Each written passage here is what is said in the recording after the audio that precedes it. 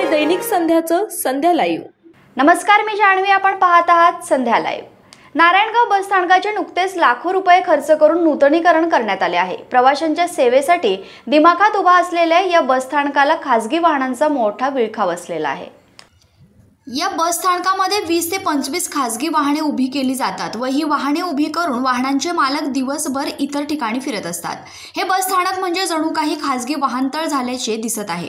त्यामुळे राज्यातील मुंबई, पुणे, उत्तर महाराष्ट्रात महामंडळाच्या एसटी आगारातील चालकांना पुढील प्रवासाला मार्गस्थ होण्यासाठी अडचणी येत आहेत। हा प्रत्यक्ष अनुभव महाबळेश्वर नाशिक या एसटी चालकाला आला आहे। या चालकाला नाशिककडे पुढील प्रवासाला जाताना स्थानकातून गाडी बाहेर काढण्यासाठी अक्षरशः कसरत करावी लागली। या खासगी वाहनांवर स्थानिक प्रशासनाने व एसटी महामंडळाने कारवाई करावी अशी मागणी एसटी बस चालक प्रवासी करत आहेत। प्रतिनिधी मंगेश पाटे, नारायणगाव। महाराष्ट्र तसेच पुणे जिल्ह्यातील महत्त्वाच्या बातम्या पाहण्यासाठी संध्या लाईव्ह न्यूज चॅनलला YouTube वर सबस्क्राइब करा आणि बेल आयकॉन प्रेस करा।